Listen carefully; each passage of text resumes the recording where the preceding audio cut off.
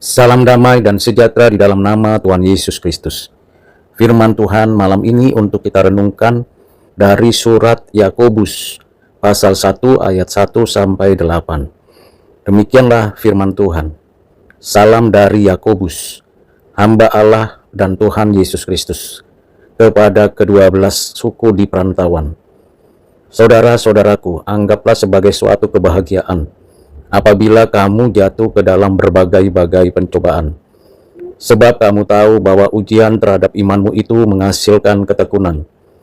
Dan biarkanlah ketekunan itu memperoleh buah yang matang, supaya kamu menjadi sempurna dan utuh dan tak kekurangan suatu apapun. Tetapi apabila di antara kamu ada yang kekurangan hikmat, hendaklah ia memintakannya kepada Allah, yang memberikan kepada semua orang dengan murah hati, dan dengan tidak membangkit-bangkit, maka hal itu akan diberikan kepadanya. Hendaklah ia memintanya dalam iman, dan sama sekali jangan bimbang, sebab orang yang bimbang sama dengan gelombang laut yang diombang-ambingkan kian kemari oleh angin. Orang yang demikian janganlah mengira bahwa ia akan menerima sesuatu dari Tuhan, sebab orang yang mendua hati tidak akan tenang dalam hidupnya. Demikianlah firman Tuhan. Berbahagialah kita yang mendengar, menyimpan, dan mengerti firman Tuhan, serta melakukannya dalam kehidupan kita setiap hari. Saudara yang kekasih di dalam Kristus, surat Yakobus ditulis oleh Yakobus. Siapakah Yakobus dan kapankah ditulis surat ini? Surat Yakobus ini tentu seperti yang sudah kita ketahui adalah seorang pelayan utama dalam kerajaan Kristus. Seperti surat-surat yang lain, surat Yakobus ini ditujukan kepada jemaat. Jemaat yang menerima surat ini ada di perantauan. Yakobus memperkenalkan dirinya sebagai hamba Allah dan hamba Tuhan Yesus Kristus. Dua kedekatan yang mendalam, khususnya berkaitan dengan hamba Tuhan Yesus Kristus, untuk memberikan kedekatan juga kepada jemaat yang akan menerima suratnya. Yakobus juga dapat dikenal sebagai rasul karena dia menyampaikan surat yang isinya berkaitan dengan iman kepada Tuhan Yesus, yang di dalamnya ada pengajaran yang ditujukan kepada ke-12 suku di perantauan.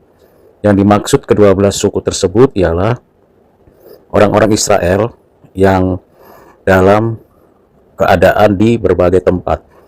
Orang-orang yang bisa jadi adalah mereka yang pernah dibuang atau diangkut pada zaman Asyur, Babel, dan di waktu Mesir. Mereka juga jelas orang-orang yang disebut sebagai orang pilihan Tuhan. Di sini juga Rasul Yakobus menunjukkan penghormatannya dengan menyampaikan salam. Salam yang penting yang berkaitan dengan sikap persaudaraan di dalam Kristus. Kita tahu di dalam surat ini dituliskan untuk orang-orang Kristen yang memiliki satu kondisi sedang memikul salib yang diletakkan oleh Tuhan Allah. Di dalamnya ada anugerah, ada tanggung jawab, dan di sana juga terjadi pencobaan dan penderitaan. Dalam situasi seperti itulah Rasul Yakobus menyatakan bagaimana kita sesungguhnya ada penderitaan karena keberdosaan atau kelemahan, tetapi juga ada penderitaan karena kita orang percaya berbuat baik, berbuat yang benar. Bagian pembukaan sungguh memberikan kepada kita adanya perhatian Rasul Yakobus ini. Perhatiannya bukan pada dirinya yang memiliki jabatan gerejawi, jabatan yang dihormati, tetapi berkaitan dengan keberadaannya sebagai hamba, sebagai pelayan. Seperti diketahui bahwa ada yang meyakini bahwa penulis Injil ini atau penulis dari surat Yakobus ini adalah saudara Tuhan Yesus. Namun dalam pengenalannya, salamnya kepada orang-orang yang berada di perantauan, Yakobus tidak memperkenalkan dirinya sebagai saudara dari Tuhan Yesus yang sama-sama dilahirkan oleh Maria, tetapi dia mengakui dirinya sebagai pelayan, sebagai hamba. Di sini letak kerendahan hatinya dan bagaimana dia juga memberikan contoh sedekat apapun dengan Tuhan, sedekat apapun dengan Allah. Setiap orang yang ditebus, diselamatkan, dan menerima hidup kekal adalah hamba yang berbahagia. Dirinya, Yakobus, mengarahkan pandangannya, fokusnya hanya kepada sang anak, juga kepada sang bapa, di mana dia melayani, sehingga bisa berkenan kepada bapa dan juga kepada anak. Dan kita diajak juga menghargai dan menghormati bapa dan anak dalam keadaannya sebagai mana dirinya, ketiganya yang Esa, Bapa, Anak, Roh Kudus. Dalam bagian ini, ia juga menyapa mereka sebagai saudara di dalam kasih yang sungguh nyata, bahwa Tuhan Allah memelihara orang-orang pilihannya sekalipun berada di tempat-tempat asing, diaspora. Yakobus meyakini di tengah kesulitan apapun, ketidakberdayaan di daerah-daerah yang jauh dari tempat kelahiran dan nenek moyang mereka, mereka tetap memiliki pemeliharaan Tuhan. Terlebih lagi, mereka sudah menjadi orang Kristen, bukan lagi hanya memiliki tradisi Yahudi. Walaupun mereka jauh, mereka tidak bersama dengan leluhur dan bangsanya, namun di negeri yang jauh, mereka tetap bersandar bergantung kepada Tuhan. Dan mereka adalah orang-orang yang sungguh-sungguh memiliki kehidupan yang bersandar kepada Tuhan. Selanjutnya, saudara, di dalam Kristus, di dalam Yakobus 1 ayat 2, dituliskan dan sapaan yang sangat dekat sebagai komunitas yang ada di dalam Kristus, bahwa mereka yang jauh di sana, walaupun tidak satu tempat, satu lokasi, satu kondisi yang ada, namun mereka yang jauh di sana adalah saudara-saudara di dalam Kristus, sama-sama sebagai hamba Tuhan. Ini penting untuk kita juga menghayati dan memahami sapaan sebagai saudara.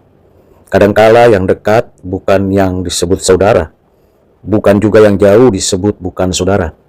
Saudara yang dimaksud di sini bukan secara genealogi saja atau karena satu bangsa, satu ras, satu keluarga. Yang dimaksud dengan saudara-saudaraku ini di dalam surat ini ditujukan kepada setiap orang yang memiliki keyakinan iman yang datangnya dari Allah untuk mengakui dan menyatakan bahwa Yesus Kristus adalah Tuhan, Juru Selamat dan Penebus. Di dalam bagian inilah Yakobus menyampaikan pernyataan sebagai saudara. Demikian juga kita saat ini menyebut saudara-saudara di dalam Kristus bukan karena faktor keturunan, faktor genealogi, faktor kekerabatan, faktor darah, ras, dan sebagainya, tetapi karena saudara di dalam Kristus. Ini menjadi hal yang perlu dan penting dihayati oleh kita. Selanjutnya, sapaan itu langsung ditujukan kepada sebuah problem yang sedang dan mungkin masih terus dihadapi oleh orang-orang Kristen dimanapun dan kapanpun, yaitu adanya pencobaan. Berbagai pencobaan, entah karena setan, orang berdosa, orang jahat, atau keinginan diri. Seringkali kita lengah dan lalai sehingga jatuh dalam pencobaan. Namun, apabila itu pun bisa terjadi, artinya kita tidak bisa menutup kemungkinan adanya kejatuhan karena berbagai pencobaan tadi. Sekalipun hal itu terjadi, jelas di sini Yakobus memberikan kepada kita suatu pengertian yang mendasar, pengertian yang bisa dikatakan berbeda dengan orang-orang dunia. Bagaimana tidak, bagaimana mungkin orang yang jatuh dan menderita bisa disebut orang berbahagia? Bukankah di sini keadaan kita sebagai orang Kristen menderita? Menderita, kalau kita perhatikan, biasanya kita menderita bukan karena perbuatan diri kita berdosa, tapi perbuatan dunia, kuasa gelap, roh jahat. Namun apabila kita jatuh karena pencobaan itu, kita menghadapinya dengan penuh kebahagiaan. Ini tidak mudah, akan jadi aneh sambil senyum kita menderita. Bukankah kita harus jujur apa adanya? Bagaimana kita menderita secara lahiriah, menderita karena salib, Kristus. Karena iblis berusaha menarik kita untuk berbuat dosa, orang-orang dunia berupaya untuk menghalangi kita melakukan yang baik yang benar. Di sanalah kita mengalami penderitaan, bukan hanya batin tapi fisik. Kita tetap tahu dan sadar bahwa kita ada di dalam tangan Tuhan yang baik, Tuhan yang memelihara menjaga dunia ini. Penderitaan apapun itu sebagai ujian. Apakah kita sungguh-sungguh hidup di dalam kebenaran, hidup mengenal Tuhan dengan baik? Tentu penderitaan itu yang menjadi akibat dari cobaan. Cobaan itu beragam. Cobaan itu bukan satu atau dua. Cobaan itu bisa kapan saja datang dan berbeda-beda. Cobaan itu mencakup godaan, gangguan. Tetapi saat ada cobaan di pihak Tuhan, disitulah ada ujian. Menguji diri apakah tetap setia, tetap bersandar kepada Tuhan, atau mengandalkan diri, menyombongkan diri, atau melupakan Tuhan. Di dalam penderitaan dan kesenangan, di situ ada cobaan. Tetapi dari keduanya juga ada ujian. Ujian datangnya dari Tuhan untuk menjadikan kita, membentuk kita sebagai orang Kristen yang bersandar bergantung kepada Tuhan. Ini bagian yang penting yang perlu kita ingat. Karena kita sesungguhnya berbahagia. Tidak semua orang bisa mengetahui, memahami bahwa dirinya sedang berada di dalam pencobaan. Dan kita, kalaupun bisa ada di sana, itu anugerah. Karena dari sana kita diuji. Iman kita, ketekunan kita, dari sana juga akan ada buah dari ketahanan itu. Ini bagian yang perlu dan penting saudara dan saya untuk memperhatikan. Ada cobaan, ada ujian. Cobaan dari si jahat, dari diri, dari dunia. Ujian dari Tuhan untuk menguji iman dari penderitaan yang telah kita hadapi. Ada ketekunan bersandar, bergantung, berharap kepada Tuhan. Dan di sanalah kita akan mendapatkan buahnya. Buah yang akan terus disempurnakan Tuhan, sehingga kita mendapatkan pengenalan akan Tuhan yang sungguh-sungguh. Saudara yang kasih di dalam Kristus, cobaan seperti yang dikatakan Rasul Yakobus ini akan menimpa setiap orang Kristen. Kita perlu memperlengkapi diri dengan senjata firman Tuhan. Karena godaan cobaan datangnya dari segala arah. Tentunya bukan kita yang menguji apakah iman kita itu setia atau tidak, tekun atau berbuah.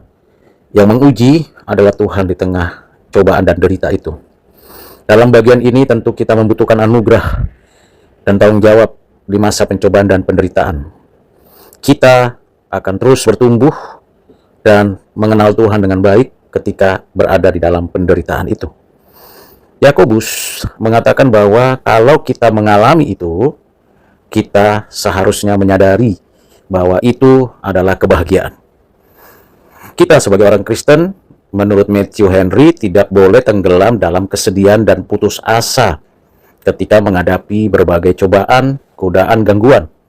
Sebaliknya kita tetap menjaga diri, tetap tenang, memahami situasi yang ada, kemudian kita terus belajar bersikap untuk menghadapi masalah, dan dengan penuh sukacita menuntun kita tetap menerapkan kasih, menyatakan kebenaran, dan terus makin serupa dengan Kristus. Dalam keadaan demikian, penderitaan yang kita hadapi, kita sedang berada di dalam jalan kebenaran. Kita akan melihat rencana Tuhan yang terpenting dari upaya usaha untuk kita sedang menjalani pencobaan itu. Kita sebagai orang Kristen akan menyadari bahwa anugerah Tuhan cukup bagi kita, dan kita semakin bahagia karena kesulitan itu menguji ketaatan kita. Di satu sisi kita tidak mau ada pencobaan, di sisi lain itu bagian dari kebahagiaan kita. Ini menjadi hal yang perlu untuk mengenal Allah yang dinamis dan Allah yang menyatakan anugerahnya. Dengan ujian datangnya dari Tuhan, iman kita bertumbuh, berakar, berbuah. Dan di sanalah kita sungguh mempercayai Tuhan yang beranugerah. Di dalam janjinya, kita berpegang padanya, dan kita menikmati kehidupan yang bersandar kepada Tuhan. Ujian-ujian yang kita lewati bukan untuk kelulusan belaka, tapi untuk ketekunan kita. Makin kita diuji, makin kita bersandar kepada Tuhan, makin mengenal Tuhan yang baik, makin menikmati pekerjaan Tuhan di dalam hidup kita. Kita bahagia bukan karena memiliki segala sesuatu, tetapi kita bisa menjalani hidup yang suci, yang benar, yang adil, sekalipun menderita. Kita bisa mengecap kemurahan dan belas kasihan Tuhan dengan kesabarannya untuk mendapatkan hidup yang berkenan kepadanya. Sehingga kita dengan kuat kuasa rohnya menanggung segala sesuatu yang ditetapkan Allah. Dan dengan rendah hati kita sungguh menanggung segala kesusahan dan terus maju berakar berbuah semakin memuliakan Tuhan. Kiranya renungan singkat ini dapat menolong saya dan saudara untuk terus bersandar kepada Tuhan. Tuhan kiranya menolong dan memberkati saudara dan kita sekalian. Amin.